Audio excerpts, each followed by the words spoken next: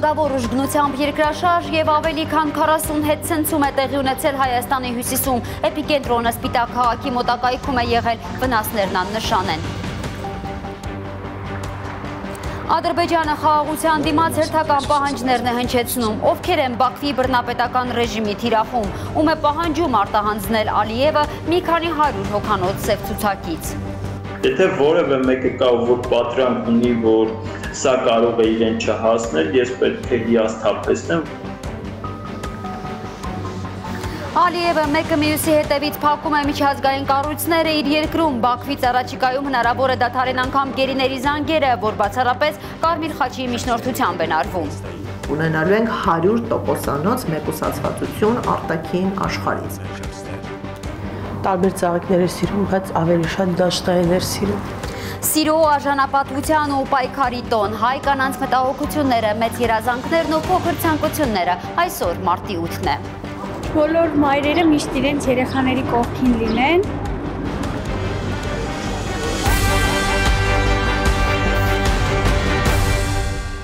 Բարի երեկո սիրելի հայրենակիցներ, դուք դիտում եք Հայլուրը։ Նախ առավոտյան Հայաստանի հյուսիսը ցնցած երկրաշարժի մասին, Գյումրիում ու Արթիկում է մի քանի քար գլորել ստորգետնյա 6-ից 7 բալանոց ցնցումը։ Լուրջ ավերածություններ բարեբախտաբար չկան։ Ներքին գործերի նախարարությունը կեսօրին է հայտնել այդ երկու ահազանգի մասին։ Շիրակի հարևան Լորիում է եղել երկրաշարժի էպիկենտրոնը Սպիտակ քաղաքի մոտակայքում։ Վանաձորցիները նույնպես զգացել են հզոր ցնցումը։ Գյումրիում ու Վանաձորում տեղի ունեցածի մասին ռեպորտաժում։ Ահա Գյումրին առավոտյան 9:28-ին ցնցած երկրաշարժի փոքրիկ հետևանքը։ Այս վթարային տան երկշերտ պատից քարեր են գլորվել նկուղ։ Ըստ ներքին գործերի նախարարության կեսօրից հետո ժամը 12:39-ին են փրկարարներն ահազանգ ստացել։ Դեպքի վայր գյումրեցի փրկարարների մեկ մարտական հաշվարկ է մեկնել։ Փրկարարների մի խումբ Արթիկի ահազանգին է արձագանքել։ Ըստ ահազանգի այս քարերն են 5 հարկանի շենքի կտուրից վար ընկել։ Ըստ ներքին գործերի նախարարության ճշտվում է, արդյոք փլուզումը երկրաշարժի հետ կապ ունի, թե ոչ։ 6-ից 7 բալ ուժգնություն է ունեցել Հայաստանի հյուսիսը ցնցած երկրաշարժը, 10 կիլոմետր է եղել օջախի խորությունը։ Լոռու, Շիրակի եւ Տավուշի մարզերում երկրաշարժը զգացվել է 4-ից 6 բալ, Կոտայքի, Գեղարքունիքի եւ Արագածոտնի մարզերում 2-ից 4 բալ ուժգնությամբ։ Էպիկենտրոնը Սպիտակ քաղաքի մոտակայքում է, 88-ի աղետալի երկրաշարժը տեսած քաղաքում խուտ չափ չկա, Հայլուրին հայտնել է Սպիտակի բնակիչներից մեկը։ Վանաձորցիների տրամադրությանն էլ չի ազդել երկրաշարժը, տագնապն ու վախը մի քանի րոպե են տևել։ Շատ վախենալու էր։ Լոռու մարզկենտրոնում ավերածություններ չկան, ցնցումը նախ հարևան գյուղերում են զգացել, հետո վանաձորցիներն են իմացել, որ երկրաշարժ է։ Առավոտ 9:30-ի կողմերներ տատիկիս հետ էի խոսում, ինքը կողքի գյուղերից մեկում ապրում, ասեց վայ, չհասկացա ինչ կատարվեց, հետո մեր մոտ ցնցումը եղավ։ Թեպետ ավելի թույլ, բայց այդ ցնցումներ է զգացել վանաձորցի Իրինան։ Անցավ մի ժամ ու տենց թեթև էլի ցնցում եղավ, բայց դա արդեն նախորդի պես չէր էլի։ Հետ ցնցումների վտանգի մասին զգուշացրել է ներքին գործերի նախարարությունը, բնակիչներին հորդորել խուճապի չմատնվել, դրանք կարող են կրկնվել։ Ժամը 12:40-ի դրությամբ սեյսմոլոգներն արդեն հաշվել էին 45 հետ ցնցում։ Ալբերտ Սրոպյան, Հայլուր։ Հայաստանում գերիների վերադարձի ժողովրդական ակտիվացած պահանջին գրեթե զուգահեռ Բաքուն Երևանից պահանջում է արտահանձնել իրենց բնորոշմամբ այլ ռազմական հանցագործների ևս։ Խաղաղության եւ Ադրբեջանի հետ հարաբերությունների նոր սկզբի անկեղծ ցանկության դիմաց է Ալիևի հերթական պահանջը, որն այսօր հնչեցրել է նրա օգնականը Հիկմեթ Հաջիևը, ովքեր են հիմա հայտնվել բռնապետական ռեժիմի թիրախում, երբ հայտնի է, որ Ադրբեջանը հայերի մի քանի 100 հոգանոց սև ցուցակ ունի։ Լիլիթ Սարգսյանի ռեպորտաժը։ Վերջին երկու շաբաթում Հայաստանում գերիների վերադարձի պահանջի ակտիվացումից հետո Բաքուն Հայաստանից պահանջում է այլ մարդկանց արտահանձնել։ Ադրբեջանի նախագահի խորհրդական Հիկմեթ Հաջիևը իբրև նեղացած Հայաստանի իշխանությունից գերիների հարցով բողոքի համար պահանջել է Երևանից արտահանձնել իբրև թե Հայաստանում թաքնված ռազմական հանցագործներին։ Խաղաղության եւ Ադրբեջանի հետ հարաբերությունների նոր սկզբի անկեղծ ձգտումը ի թիվս այլ բաների ցույց կտար Հայաստանի պատրաստակամությունը ընդունելու իր պատասխանատվությունը եւ հանձնելու նրանց, ովքեր մեղադրվում են ռազմական հանցագործությունների համար։ Ռազմական հանցագործություն Բաքուն անվանում է Արցախի ազատագրական պայքարը։ Ռազմական հանցագործների այդ պայքարի հետ կապ ունեցող յուրաքանչյուրին, բացատրում է քաղաքագետը։ Առաջին հերթին սա վերաբերվում է Հայաստանի Հանրապետության նախկին նախագահներին եւ Ադրբեջանում սրա մասին երբևէ չեն թաքցրել, ովքեր այս կամ այն կերպ առնչություն են ունեցել Արցախի ազատագրական պայքարին։ Եթե որևէ մեկը կա, որ պատրանք ունի, որ սա կարող է իրեն չհասնել, ես պետք է հիասթափեցնեմ, որովհետև այս առումով Ադրբեջանը ունի շատ հստակ ռազմավարություն եւ չեն էլ թաքցնում։ Ադրբեջանի մի քանի 100 հոգանոց սև ցուցակների մասին վաղուց է հայտնի։ Բաքուն այսպես կոչված մեղավորների ցանկ է կազմել իր համար, որոնք իր համոզմամբ պետք է դատվեն ադրբեջանական դատարաններում։ Բաքուն կարող է թե քաղաքական, թե իրավական ճանապարհով հասնել Հայաստանում գտնվողների արտահանձնմանը, թեև քաղաքագետը քիչ իրատեսական է համարում, որ Հայաստանի իշխանությունը կկատարի Բաքվի նոր պահանջը։ Այն, որ Հայաստանի Հանրապետությանը պարտադրելով եւ Հայաստանի որևէ իշխանություն որում կարող է ֆիզիկապես, բարոյապես, հոգեբանական եւ այլ հարակից բաներից ելնելով գնալ նման քայլի, ես կարծում եմ սա բացառված է։ Իրավական ճանապարհը առավել իրատեսական է համարում քաղաքագետը։ Հնարավոր է Բաքուն միջազգային ատյաններ հայցեր ներկայացնի, պահանջելով արտահանձնել մարդկանց, որոնք իբրև թե Բաքվում քննվող գործերին առնչություն ունեն։ Չի կարելի բացառել, որ Ադրբեջանը արդեն իսկ նման իրավական գործընթացներ չի ձեռնարկել։ Անկախ գերիների հարցով ոչ թե մեղմացած, այլ մի բան էլ ագրեսիվացած Ադրբեջանի պատասխանից, քաղաքագետ Արա Պողոսյանը կարծում է լավ նշան է Բաքվի արձագանքը, հայ հասարակության բողոքի ձայնը հասել է Ադրբեջան։ Քանի որ Հայաստանի հանրությունը, ընդհանրապես հայությունը որոշել է գոնե մասնակից ցույց տալ, որ պայքարելու է այս խնդրի համար, մենք տեսնում ենք արդեն Ադրբեջանից արձագանք։ Սա լավ նշան է իրականում։ Նշանակում է, որ ինչ-որ բան իրենց մոտ փոխվում է, ինչ-որ մտահոգություններ ունեն։ Հաջիևն էլ պնդում է, թե Հայաստանի իշխանությունն է մտահոգված Բաքվում իրականացվող դատավարություններով, հավանաբար նկատի ունենալով այն ցուցմունքները, որոնք Ադրբեջանի դատարանը կորզում է դատավարության մասնակիցներից, փորձելով ապացուցել, թե Արցախում Ադրբեջանի դեմ կռվել է Հայաստանի զինված ուժերը։ Սա պարզապես դատական լսումներ չեն Արցախի մեր մյուս հայրենակիցների նկատմամբ։ Սա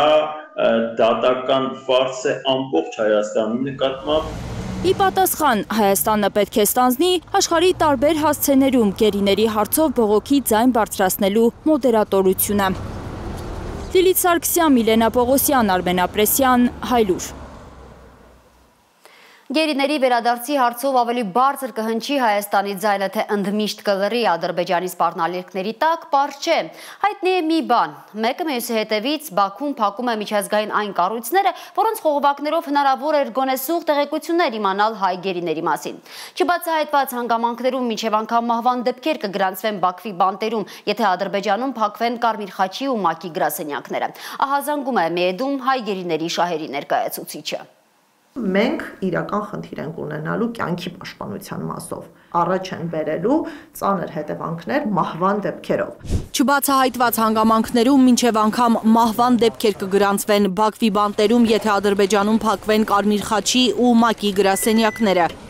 Ահազանգում է Միեդում հայ գերիների շահերի ներկայացուցիչը։ Եթե այս պահին մենք ունենք օրինակ մեկուսացվածություն մինչև 80 աստիճանով, ապա այդ պարագայում մենք ունենալու ենք 100%-անոց մեկուսացվածություն արտաքին աշխարհից։ Չորեքշաբթի էր Ադրբեջանի Կարմիր խաչի միջազգային կազմակերպության հասարակայնության հետ կապերի մասնագետ Օրելի Լաշանը հաստատել տեղեկությունը։ Ադրբեջանը մտադիր է փակել այդ երկրում Կարմիր խաչի ներկայացուցչությունը։ Լաշանը հայտնել էր, որ Ադրբեջանի իշխանությունների հետ դեռ պահպանվում են շփումները։ Այս գործընթացները կանոնակարգված են, Միջազգային կառույցները կարող են գործունեություն ծավալել որևէ երկրում միայն այդ երկրի թույլտվությամբ։ Կառույցը կարող է դադարեցնել գործունեությունը, եթե պետությունը դա պահանջելու համար ունի հիմնավոր պատճառներ, բայց ըստ իրավապաշտպանի անհեթեթ մեղադրանքներ հորինելը Ադրբեջանի համար վաղուց որդեգրած քաղաքականություն է։ Կարմիր խաչի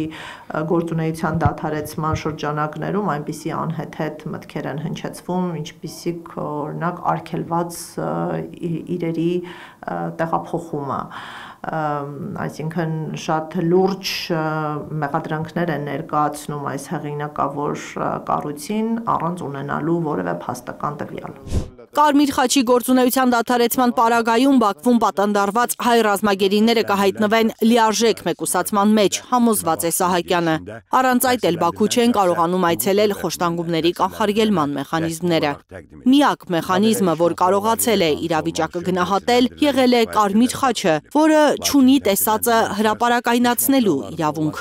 Այս վտանգները կանխելու նպատակով պետք է միջազգային հանրությունը վերադասավորվի, վերադիրքավորվի Ադրբեջանի հետ փոխհարաբերություններում, շատ կարևոր է, որ խոշտանգումների կանխարգելման հարցերով զբաղվող կառույցները ակտիվ ներգրավվածության հայտ ներկայացնեն, հաշվի առնելով Կարմիր խաչի շուրջ ստեղծված իրավիճակը։ Առաջիկայում հնարավոր է դադարեն նաև զանգերը Բաքվից, որ իրականացվում էին բացառապես Կարմիր խաչի միջնորդությամբ, կարծում է Սահակյանը։ Զանգերի ապահովումը մնալու է Ադրբեջանի իշխանությունների տիրույթում եւ մենք չգիտենք դրանք թույլատրվելու են, արգելվելու են կամ ինչ վարք ցուցաբերի Ադրբեջանը։ Զանգի հնարավորություն կարող է տրվել, բայց օրինակ վերահսկվի կամ դրանից առաջ անձինք խոշտանգվեն, հրաժարվեն խոսելուց կամ խոսանային բովանդակությամբ, որը թելադրում են Ադրբեջանի իշխանությունները։ Միջազգային ատյաններում հայ գերիների շահերի ներկայացուցիչը վստահեցնում է, այժմ առաջնահերթ է հյուպատոսական ծառայությունների ապահովումը հայ պատանդների համար եւ խոշտանգումների կանխարգելման մեխանիզմների հնարավոր մուտքը Ադրբեջան։ Կարողանանք ճեղքել այս մեկուսացումը։ Լիլիթ Խալաթյան, Աշոտ Մնոյան, Հայլուր։ Ուրբաթ ուշ երեկոյան ձերբակալված ազգային անվտանգության ծառայության սպա Արամ Գասպարյանի նկատմամբ տնային կալանք է կիրառել դատարանը։ Փաստաբան Ռուբեն Մելիքյանն է գրել, թե մեջբերեմ ակնհայտ քաղաքական պատճառով ձերբակալված Արամ Գասպարյանի գործով դատարանը քննիչի միջնորդությունը բավարարեց մասնակի։ Բանտային կալանքի փոխարեն կիրառվեց տնայինը։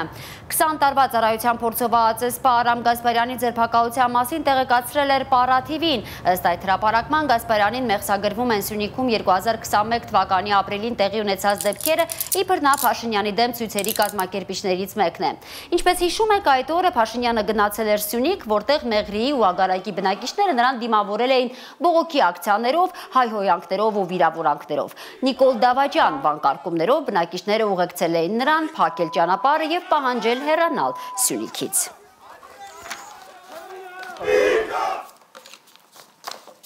Եվ մինչ թողարկման երկրորդ մասին անցնել օրվա խորհրդի մասին, այսօր մարտի 8-ն է, կանանց միջազգային օրը, որը կարմիր է նաև հայկական օրացույցում։ Հայաստանում պաշտոնապես սկսվում է կանանց միամսյակը։ 1 ամիս ունեն տղամարդիկ ավելի շատ ծաղիկներ նվիրելու, ավելի շատ իրենց սերն ու նվիրվածությունը արտահայտելու սիրելի մայրերի, քույրերի, կանանց, դուստրերի նկատմամբ, հասկանալով իհարկե, որ տարվա բոլոր օրերն են նրանցը։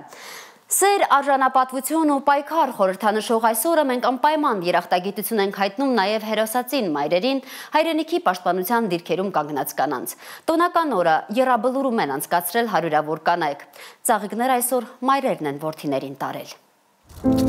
Կարծում էի այսօր երազիս կգա, բայց չեկավ։ Մայրն է ծաղիկներ նվիրում այսօր։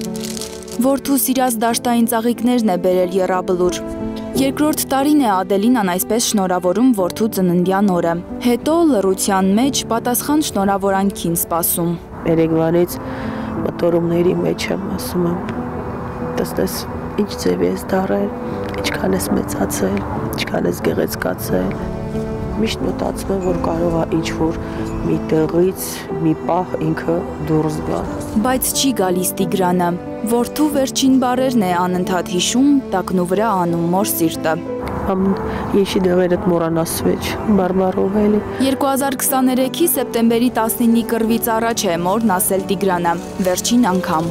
Պայմանագրային զինծառայողը վանքում է զոհվել, 21 տարեկան էր։ Որ հայրը հարցրել է, ասել է, այդտեղ կուտակումներ եմ տեսնում, ասել էր, բա ինչ են մտածում այդտեղ, ասել է, ես չգիտեմ, ես պատրաստ եմ, ես իմ տեղն եմ խոսում։ Եվ դա գիտակցաբար քայլ է եղել, որտեվ ինքը մենակ մնացել է միջև վերջ իր մարտական դիրքում։ Իրան երբ որ գտել են, ինքը միջև վերջի փամփուշտը կրակված, գրկախռնված է եղել իր զենքի հետ։ Ամեն օր է եռաբլուր գալիս Ադելինան։ Տիգրանի մասին պատմում բոլորին, Տիգրանին պատմում բոլորի ու ամեն ինչի մասին։ Երբ որ մեծ տղայից պետքա գնայինք շատ համեստ մի փոքր նշան անեինք,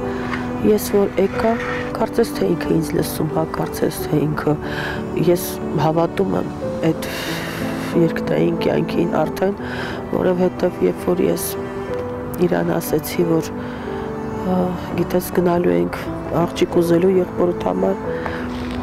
այստեղ 2 վայրկյանում անմիջապես նես փոթորիկ բարձացավ, ամբողջ ծաղիկները, ծաղկամանները, բոլորը, չգիտեմ, այստեղ ամբողջ շուռ էր եկել։ Իրենց որդու շիրիմներն Արցախում թողած շատ կանայք են գալիս, կարոտը փորձում Տիգրանից առնել։ Որդու շիրիմին ծաղիկ դնելու հնարավորության համար իրեն մի փոքր բախտավոր է զգում Ադելինան։ Սա իմ տունս է դարել, սա իմ երկրորդ տունն է։ Տուն չունեն այս կանայք։ Անհետ կորածների մայրերը իրենց որդիների լուսանկարներով կառավարության դիմաց են հավաքվել։ Իրենք էլ են իրենց ծաղիկներին, շնորհավորանքներին կարոտում։ Լանա Համբարձումյան, Հենրիկ Համազասպյան, Արմեն Ապրեսյան, Հայլուրի համար։ Սիրելի հայրենակիցներ, թողարկման երկրորդ մասում կարող եք դիտել։ Կոտորած է Սիրիայում, երկրի ժամանակավոր իշխանության դեմ ապստամբած ալևիներին իշխանական զինյալները սպանում են սարսափելի դաժանությամբ, Լաթաքիայում կրակոցներից 2 հայ է զոհվել, Թուրքամետ Ալ-Շարան չէր փորձում թաքցնել էթնիկ փոքրամասնությունների հանդեպ իր վերաբերմունքը։ Հատուցման ժամը եկել է, այնպես որ շտապեք հանձնել ձեր զենքերը եւ հանձնվեք։ Միացյալ Նահանգները էլ հետախուզական տվյալներ չի փոխանցում Ուկրաինային։ Ընդամենը 1 շաբաթ առաջ Սպիտակ տանը խաղաղության ամերիկյան ծրագրից հրաժարված Զելենսկին այսօր անհապաղ բանակցություններ է խնդրում նահանգներից։ Ուկրաինան պատրաստ է հնարավորինս շուտ խաղաղության գնալ։ Ձնես տպավորությունը դու քնում ես կանալիզացիայի մեջ։ Սա Երևանում է խաղաղ Դոնի 27 հասցեում 3 տարի է 200 ընտանիք անմարդկային պայմաններում է ապրում, առնետները բազմանում են քաղաքացիների հարյուրավոր բողոքներին զուգահեռ։ Թողարկման այս մասում կպատմենք նաև էլեկտրական մեքենաների թերությունների ու առավելությունների մասին, հնի ու նորի պայքար է նաև ավտոմոբիլային աշխարհում։ Միկրովալոկի վրա նստած մարդիկ իրանց կյանքը թունավորում են։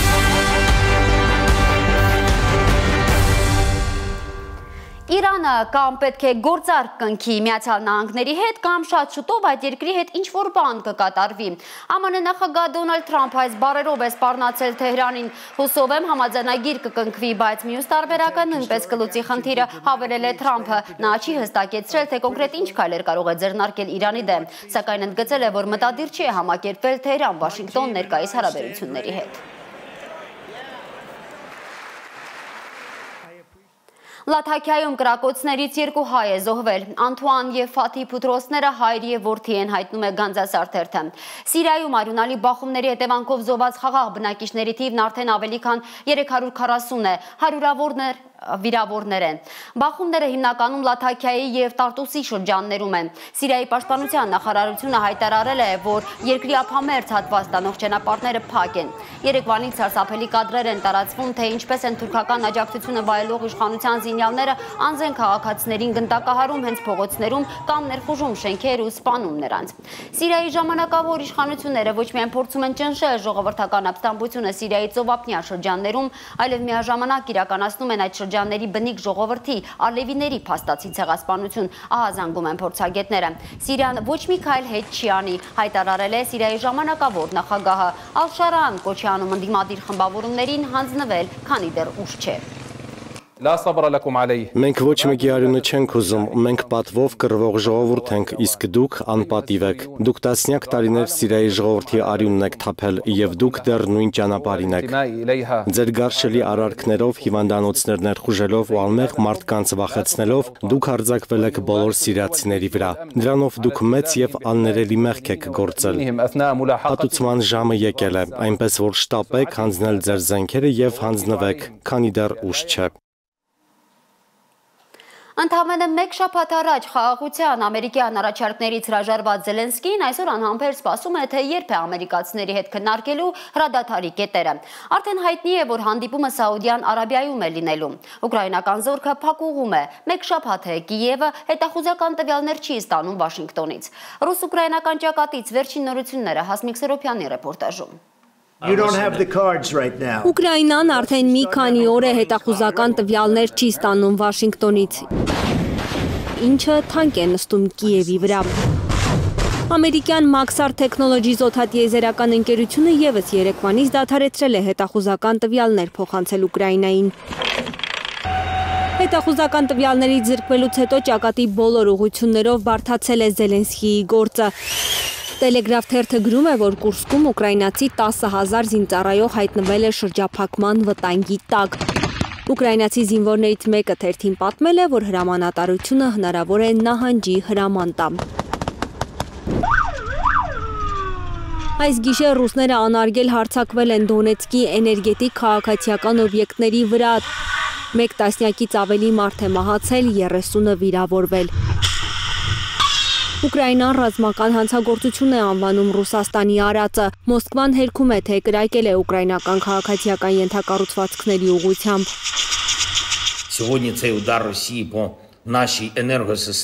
Մեր էներգահամակարգի եւ քաղաքացիական օբյեկտների վրա հարձակումը Ռուսաստանի համար այնքան սովորական, այնքան ստոր եւ ցինիկ էր։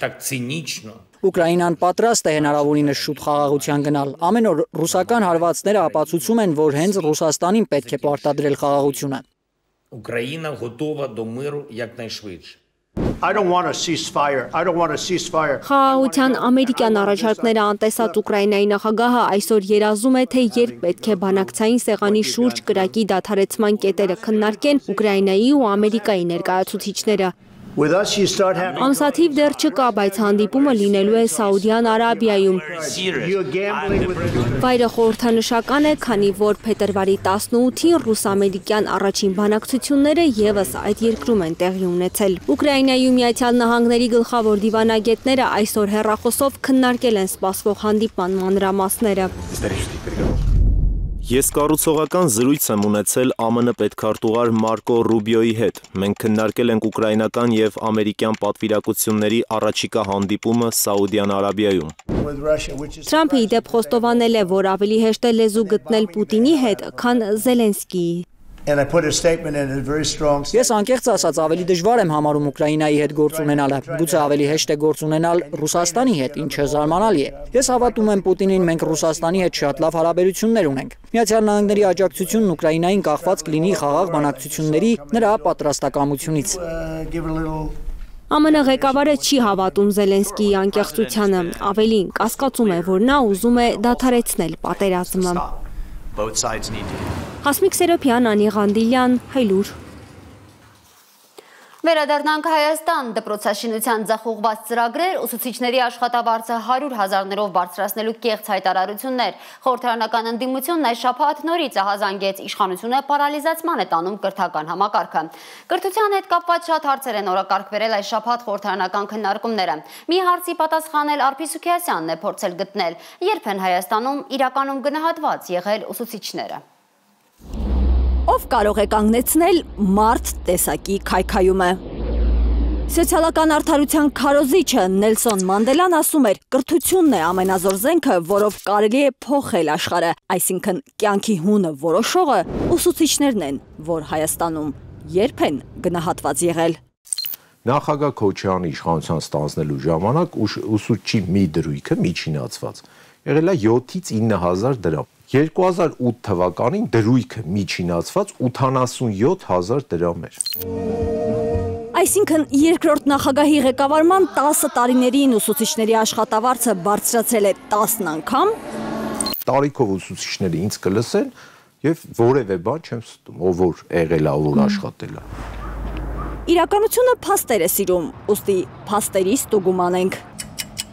Fact checking ժամանակակից աշխարհի լեզվով։ Իմ 36 տարիների ընթացքում ամեն օր դպրոց գնացել եմ այնպիսի տրամադրությամբ, ինչպես ասենք շատ շատերը կգնան ռեստորան։ Մոտ 40 տարվա մանկավարժը, որ 4 տասնամյակ պատմություն է դասավանդել, մտա դպրոց որպես փոխտնօրեն։ Ուսուցչությունը համատեղել փոխտնօրենի աշխատանքի հետ հաստատում է. Հայաստանում մանկավարժի աշխատավարձը մի շրջանում է միայն շեշտակի աճել 1998-ից 2008 թվականներին էր։ 92 թվականին երբ փոխվեց գումարը, իմ աշխատավարձը կազմում էր 7200 դրամ։ Ընդ որում դասաժամերն էլ հետը, ոչ միայն փոխտնօրեն, այլ նաև ուսուցիչ, չէ։ Երբ եկավ Քոչարյանը, մենք զարմացանք։ Նախ 6-7 ամսվա պարտք ունենք։ Պատահել է այդ մինչ այդ, երբեմն ունեցել ենք 1 տարվա աշխատավարձի պարտք, պետությունը իհարկե մեզ։ Մեկ էլ որ աշխատավարձ ստացա 72000 դրամ, առաջին հերթին փշաքաղվեցի, որովհետև 7200 դրամը ու 72000-ը նույնը չի, չէ։ Հետո սովորական է դարձել, որ աշխատավարձը պետք է տարեստարի բարձրանա, էլ չէինք փշաքաղվում, ուղղակի ուրախանում էինք, ասում է վաստակաշատ ուսուցչուհին։ Մեկ անգամից պարոն Քոչարյանը ուսուցչի աշխատավարձը բարձրացրեց 10 անգամ։ 7200-ից դարձավ 72000։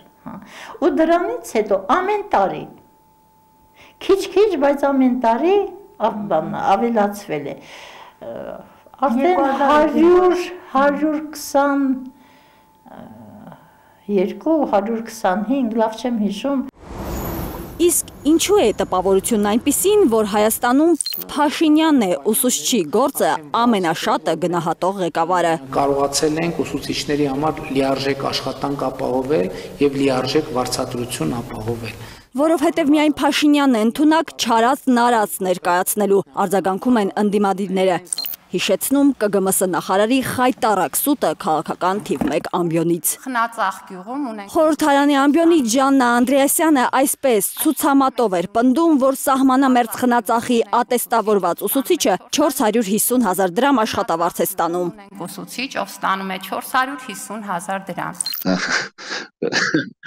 Այնինչ Ալբերտ Աղաջանյանը սահմանամերձ խնածախի միակ ատեստավորված, այսինքն ամենաբարձրը վարձատրվող ուսուցիչը 27 ժամի համար ես միևնույնն է ստանում եմ 295,062 դրամ։ 450,000 դրամ չէր կազմում անգամ նրա այսպես ասած կեղտոտ աշխատավարձը, դա էլ 350,000 դրամից մի փոքր էր ավելի։ Այսօր էլ կրթությունը անիվը հակառակողությամբ է դեռևս պտտում։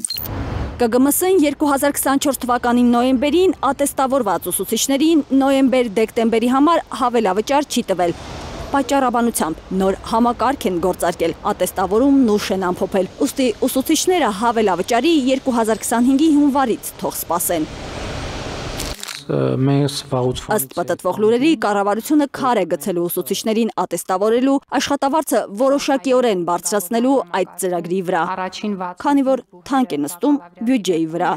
Խոստման չկատարումը այս պահին ձեր նամակներով։ Համեցեք տիկին նախարար։ Մինչև 2026 թվականը 300 դպրոց, 500 մանկապարտեզ կառուցելու ծրագիրը ձախողել է Փաշինյանի կաբինետը։ Ռազմավարության գրաֆիկում դուք արդեն ձեր խոստացածը չեք կատարել, 23-ին 92, 24-ին 185 դպրոցի մասին եք խոսում, 25 թվականի մասին ընդհանրապես չկա։ Պարտադիր չի յուրաքանչյուր գործողության դիմաց ամեն տարի նշել ցուցանիշ։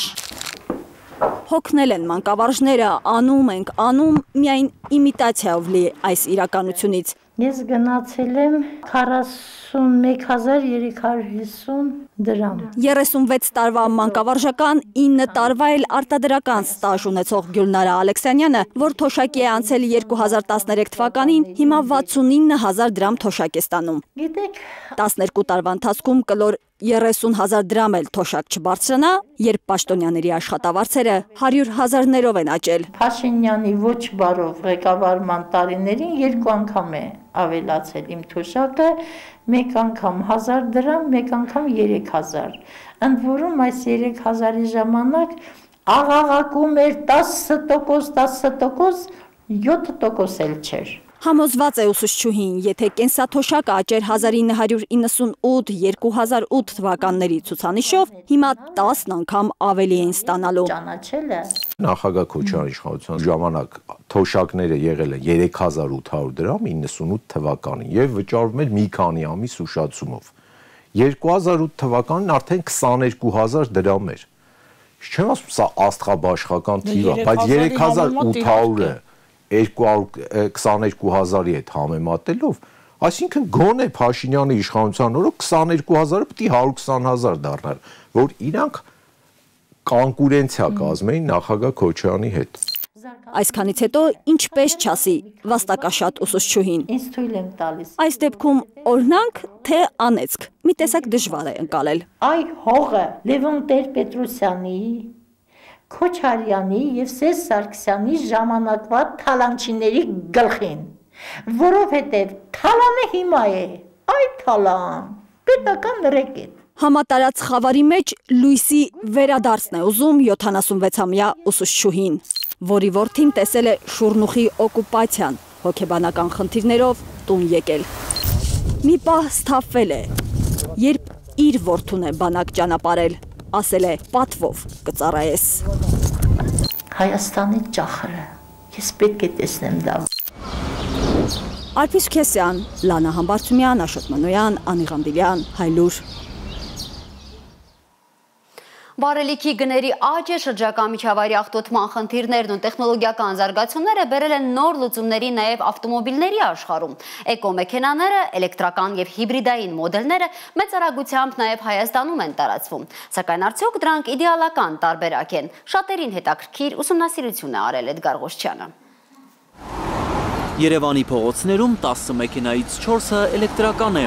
Այդպիսի տպավորություն է գոնե մայրաքաղաքի կենտրոնում։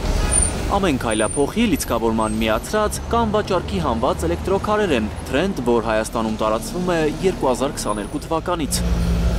Ինչու են մարդիկ երեսթեքում ներքին այրման շարժիչով աշխատող մեքենաներից։ Ժամանակակից երևալու գայթակղությունն է մեծ, թե խնայողություն անելու ցանկությունը։ Էկոլոգիայի հետ կապված։ Դե ծախսի առումով, թազա մեքենայի առումով, հա, երևի ձեռատալի։ Չինական ավտոինդուստրիան է գրավել հայկական շուկան իր հայտնի ու անհայտ մակնիշի ավտոմեքենաներով։ Նորա, հենց մի քանի տարի հետո կերեւ այդ ինչա։ Ասեք 5 մարկա, գերադասել մի 10 տարվա Mercedes կանց թե ես։ Դիկոմից լավա որ քաղաքի օդը մաքուր է մնում։ Բայց վտանգավոր է։ Միկրովալնոկի վրա նստած մարդիկ իրանց կյանքը թունավորում են։ Որոշ մասնագետներ պնդում են, բենզինով կամ դիզվառելիքով աշխատող մեքենան էլեկտրականով փոխարինելով գումար չես խնայում, ոչ էլ շրջակա միջավայրն ես մաքուր պահում։ Հակառակը էլեկտրական մեքենայի շարքից դուրս եկած մարտկոցը փոխարինելը միայն մի կլորիկ գումար է արժանում։ Հին մարտկոցից ազատվելն էլ իսկական գլխացավանք դառնում, արգելվում է այն նետել աղբանոց։ Ու փոխարինելուց հետո որպես կանոն դե մեքենայի տերը դե մարկոսը իր հետ չի տանում, որտեղ դա ոչ մեկին պետք չի։ Ու մնում է մեզ մոտ։ Ու այդ դեպքում հարց առաջանում, լավ այդ մարկոսները մենք ինչ անենք։ Անկամ անվճար, թեկուզ դու գումար տաս, ոչ մեկ չի գա քեզանից դա վերցնի։ Կյանքն ապրած անպիտան մարտկոսների պահելը կյանքի ու առողջության համար վտանգավոր է, պնդում է Դավիթը, որ տասնյակ մարտկոսներ է փոխել ու հավաքել իր արհեստանոցում։ Դյուրավառ նյութերով պատրաստված հսկա այս մարտկոսների խոտանման, վերամշակման տեղեր չկան Հայաստանում։ Մարտկոսների ռադիոտեխնիկ ինժեները չի ուզում պատկերացնել, թե ինչ է լինելու մի քանի տարի հետո, երբ 1 կամ 2 տարի առաջ ներկրված էլեկտրական հազարավոր մեքենաների մարտկոսները փոխարինելու ժամանակը գա։ Ես հետաքրքրվել եմ, որ վերամշակվում է, որը բավականին թանկ է, անգամ ասում են ավելի թանկ է, քան թե ընդերքից այդ լիթիումը դու հանես եւ պատրաստես մարկոս։ Էլեկտրական մեքենա գնել մարդկանց ստիպում է նաև անվճար մաքսազերծումը։ Ամեն տարի կառավարության որոշմամբ քվոտա էկոմեքենաների որոշակի քանակ է սահմանվում անվճար մաքսազերծելու համար։ Բայց տարեկան գույքահարկն է բարձր խոստովանում են էլեկտրական մեքենաների սեփականատերերը։ Շատ կա։ Արմանը 2 ամիս առաջ է գնել իր ամերիկյան երկաթե նժույգը Tesla Model 3-ը։ Վազքի 5-րդ տարում մեքենան տեխնիկական խնդիրներ դեռ չունի, ասում է, բայց ներքին այրման շարժիչով մեքենայից միանգամից էլեկտրականի ղեկին նստելը ռիսկային է։ Երկար ճանապարհ գնալուց առաջ ինքն իրեն հարցնում է, իսկ եթե ճանապարհին մարտկոցը նստի, ինչ է անելու։ Քաղաքից դուրս քիչ երկար ռիսկային է, էլի, ասենք օրինակ երկար ճանապարհ տալու, որովհետև ինքը տենց դաժե փեջերից զայրատկեն կնստի, ասենք սառը եղանակներին այդպես ավելի շուտ կնստի, ասենք օրինակ կարող եմ մինուս 10-12 աստիճանից 10% հիշնի։ Սարսափով է մտածում, որ ինչ է անելու, երբ կարիք լինի փոխել մեքենայի մարտկոցը։ Անգամ հին մեքենայի վրայից հանված հարաբերական լավ վիճակի մարտկոցը մի լավ Opel-ի գին արժի։ Ակումուլյատորները այդպես գարանտիայով կվերցնենք, այդպես քիչ-քիչ ավտոյի վրից, ու այդպես մոտավորապես 1,200,000-ի պատմություն է, էլի։ Տեսլաների հետ կապված արդեն այս վերջի մի քանի տարի է խնդիրներ ենք տեսնում մարկոցների հետ կապված ու անգամ 1, 2, 3 տարեկան մեքենայի մոտ լինում է մարկոցի խնդիր։ Ամերիկյան Տեսլաների ամենախոցելի տեղը հենց մարտկոցն է, իսկ չինական էլեկտրաքարերի աքիլեսյան գարշապարը ծրագրային թերություններն են, համոզված է մասնագետը։ Չինական մեքենաների մոտ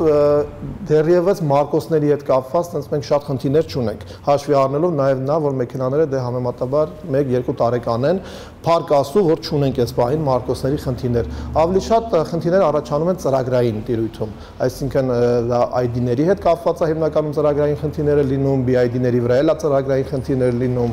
2023 թվականի վերջին շղթայական մի ավտովթար էր տեղի ունեցել Սասունցի Դավիթ փողոցում։ Չինական արտադրության Volkswagen ID4-ը սուպերմարկետի դիմաց կայանված մոտ 10 մեքենայի էր հարվածել, ջարդուփշուր արել։ Վարորդը պատմել էր, որ փոստ ընկնելուց հետո էլեկտրական մեքենան դարձել է անկառավարելի, ինքն իրեն արագություն է հավաքել, ղեկն էլ քարացել է։ Էլեկտրական մեքենայի տերը կասկած էր հայտնել, որ վթարի պատճառը ծրագրային թերությունը կարող էր լինել։ Ունենում ենք մեքենաներ լրիվ նոր, որ հավաքման ժամանակ թույլատրված որոշակի թերություններ, այսինքն անգամ ունեցել ենք, որ այդ կոնեկտորը չեն միացրել, հավաքել են մեքենան, բայց կոնեկտորը մոռացել են միացնել ու եկել է հասել այդ մեքենան Հայաստան առանց փոխարկելու։ Որը շատ զարմանալի է, ոնց կարա մեքենա դուրս գա գործարանից, էլի։ Դա խոսքը գնում է չինական մեքենաների մասին։ Թերությունների մեծ մասի պատճառը էկոմեքենաների նորմալ թեստավորում չանցնելն է, վստահ է մասնագետը։ Կարծում է նորաթուխ ավտոարտադրողները հապճեպ շուկա են հանում իրենց նոր մոդելները ավտոինդուստրիայի հսկաների հետ մրցակցությանը դիմանալու համար և շուկայում իրենց տեղը գրավելու հույսով։ Էդգար Ղուշչյան, Նորայր Շարբաթյան, Հենրիկ Համազասպյան և Արմեն Ապրեսյան, Հայլուր։ Խաղաղ Դոնի 27 հասցեի բնակիչները արդեն 3-րդ տարին է խաղաղ չեն։ Ամենօրյա պայքար են մղում շենքի նկուղ թափվող գոյուղաջրերի և դրանց առաջացրած հետևանքների դեմ։ 2 անգամ քաղաքապետարան են գնացել, մի քանի 100 անգամ համատիրություն, անարդյունք։ Խոնավության, գարշահոտության մեջ համաճարակային սարսափելի պայմաններում 200 ընտանիք է ապրում։ Հայլուրին ահազանգի հետքերով Զարու Իսահակյանն է գնացել։ Այս տպավորությունը դու քնում ես կանալիզացիայի մեջ, ահա որ։ Խաղաղ Դոնի 27 շենքի բնակիչները 3 տարուց ավելի է պայքարում են առնետների ու գարշահոտության դեմ։ Հին կոյուղատար ու ջրատար խողովակները ծակծկվել պայթել են, շենքի նկուղը վերածելով գարշահոտ ճահճի։ Հոտը, ջուրն էլ, խոնավությունը լրիվ առաջի հարգը լրիվ խոնավ։ Բաքս եմ խաշել, բաքսը չի տակա, եթե գետինը խոնավ է, ջուրը դուս տալիս, ոնց կարելի է։ Ջուրը լրիվ խաշվել է, դիվանի հետևը պոկված է, բետոն են կարել։ 10 շքամուտքով 9 հարկանի այս շենքում 200 ընտանիք է ապրում։ Ամեն առավոտ տան դուռը բացելիս մարդիկ լեղաճակ են լինում։ Լյուցիֆեր։ Կատուն Լյուցիֆերը իր ընկերների հետ որսում է առնետներին ու շարում դռների դիմաց։ Տիկին Ռիտան 5-րդ հարկում է ապրում, բայց առնետներն այնտեղ են հասնում։ Էսի գնում անդեղից տեղից իրան ուտելու բանա գտնում, բերում է դնում է պաջեզդի հարկերում, կեղտոտում են։ Կատուները այնքան կռիցներ են բերում, հենց մեր դռան մոտերքը, որովհետև լիքն է։ Այս պատվալի հոտած ջրից, հոտից չենք կարողանում շնչենք։ Մի 7-րդ հարկում։ Մինչև 7-րդ հարկ։ Այո, իհարկե մինչև 7-րդ հարկ։ Ասում եմ ազնվությամբ իմ դռան մոտ, հարևանի դռան մոտ սատկած կռիցները այտենց ամեն անգամ։ Ում ասես դիմել են, ապարդյուն 3 տարի է համատիրության նախագահը խոստանում է լուծել խնդիրը։ Բնակիչներն ասում են այլևս չեն հավատում սուտ խոստումներին։ Ու կռիզ, ինչ ասես կենթանություն կա։ Համատեղության նախագահան շատ լավ տեղակա, 2 տարուց ավել է, ես ամեն անգամ մոտեցել եմ իրան, արդեն հոգնել են արդեն, ես նրա սուտերից չեմ հավատում։ Կանենք անոջան մի բողոքի, իրանք եկան մի անգամ թեժգիծ էի զանգել, իրանք եկան բան արեցին, յանը ինչ ես բողոքում, բայց արդեն համբերություն չունեմ, չեմ կարողանում արդեն։ Երկու անգամ էլ քաղաքապետարան են դիմել դեկտեմբերին, էլի ապարդյուն։ Շատ բան չեն ուզում, ասում են բնակիչները։ Իշխանությունից պահանջում են համատիրության վճարած փողերով իրենց խնդիրը լուծել։ Խոստացել են կգանք կանենք, երկու անգամ եմ գնացել։ Մաշյանը ռայոններն է ման գալիս, որ լուսավորի, սա գիշեր լուսավորությունը անջատում են, իբր թե մեքենաներից գողություն են անում, տրբաները տանում են, շենք ժողովուրդը ինչի մասին է խոսքը։ Ախախտությունը պատել է ժողովրդին, չեն իմանում, որին դիմես արդեն հավատքը կորցրել են իրանք։ Չեմ կարողանում, ումը դիմեմ, որ ասեմ անկեր, ինչ կլինի, իմ ազնական, խնդրում եմ, եկեք գոնե իմ փողով, ինձ օգնեք, մարդ բերեք անեք, 80 տարեկան կին եմ ես։ Ամեն ինչ հերթով կարգով արվում է, ասում է համատիրության նախագահը։ Առաջին մուտքին էլ հերթը կհասնի, բայց թե երբ չգիտեն։ Մարդկանց տված գումարների հաշվին պետք է խողովակները փոխեն։ Առաջին մուտքը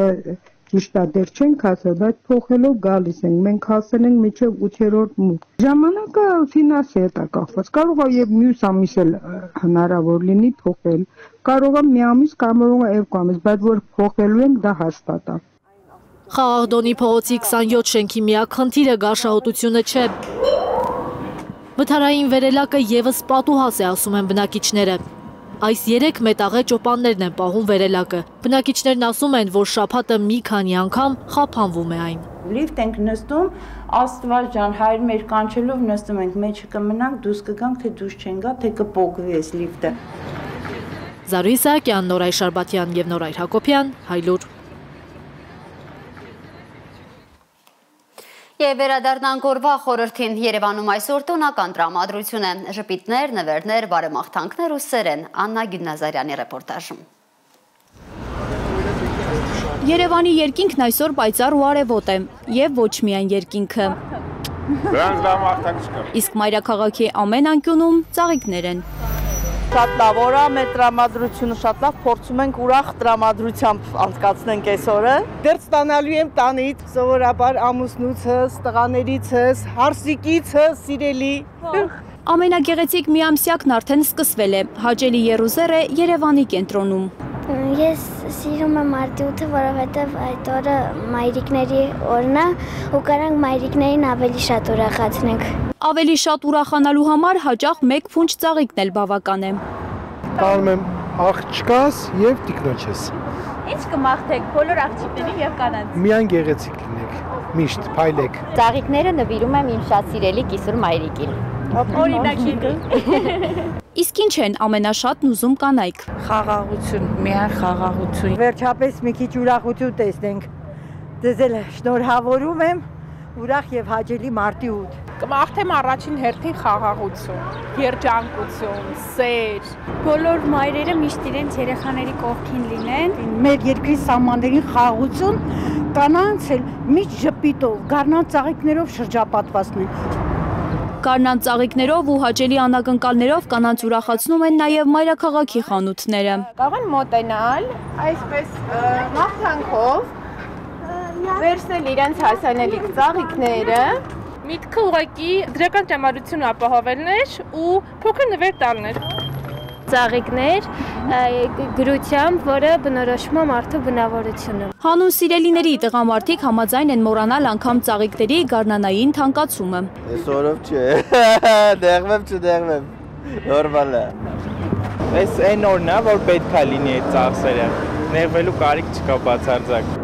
Ասված կլեցնե դեղը։ Երևանի փողոցներում ժպտացող կանայք հուշում են, մայրաքաղաքն այսօր ամենագեղեցիկն է։ Աննա Գյուլնազարյան, Միլենա Պողոսյան եւ Անի Ղանդելյան, Հայլուրի համար։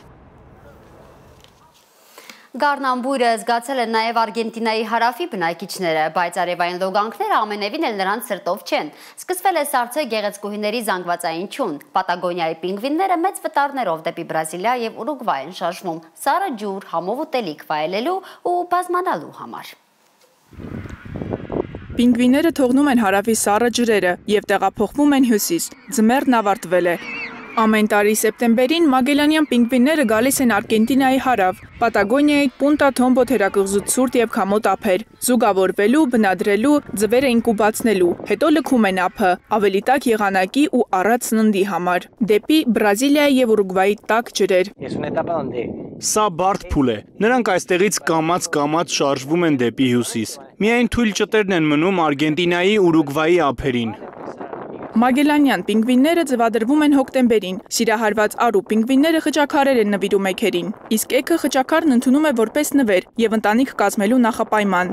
Էգերը սովորաբար ածում են 2 ձու, որոնցից յուրաքանչյուրին անհրաժեշտ է 40 օր ինկուբացիոն շրջան։ Եվ արուն եւ էգը մասնակցում են ինկուբացիոն գործընթացին, ձագերին հետո էլ միասին են կերակրում։ Մենք մոտենում ենք սեպտեմբերին սկսված վերարտադրողական ցիկլի ավարտին։ Մեծահասակ պինգվինները գալիս են իրենց բները կառուցելու։ Հիմա այս փուլում մենք տեսնում ենք, որ ճտերը մեծացել են եւ նրանցից ոմանք արդեն զգալի չափ ու քաշ ունեն, պատրաստ են անկախանալու։ Նոյեմբերից հետո, երբ ձագերը դուրս են գալիս, չափահաս պինգվինները կերակրում են իրենց սերնդներին, երկար ճանապարհորդությունից առաջ սովորեցնում նրանց հիմնական հմտությունները՝ լողալ եւ սնունդ հայթայթել։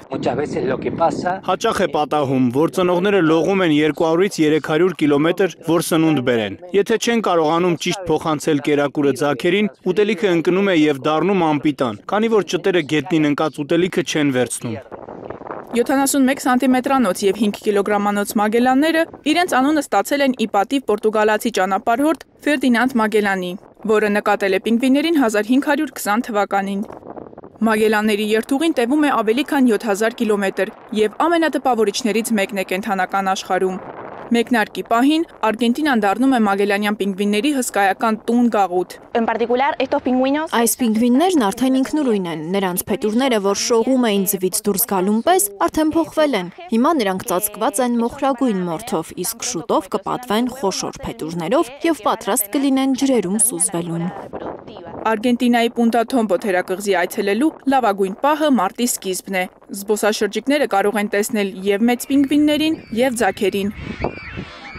Թերակղզին, որ նաև պինգվինների արգելոց է, անվճար է հյուրընկալում 0-ից 5 տարեկան երեխաներին։ Օտարերկրյա այցելուների համար մուտքն արժե $8, Արգենտինայի քաղաքացիների համար $3։ Մարիամ Ամիրջանյան, Հարություն Մաթևոսյան, Հայլուրի համար։ Սիրելի հայրենակիցներ, դուք դիտում եք Հայլուրը, շնորհակալություն ուշադրության համար, ամուր եղեք։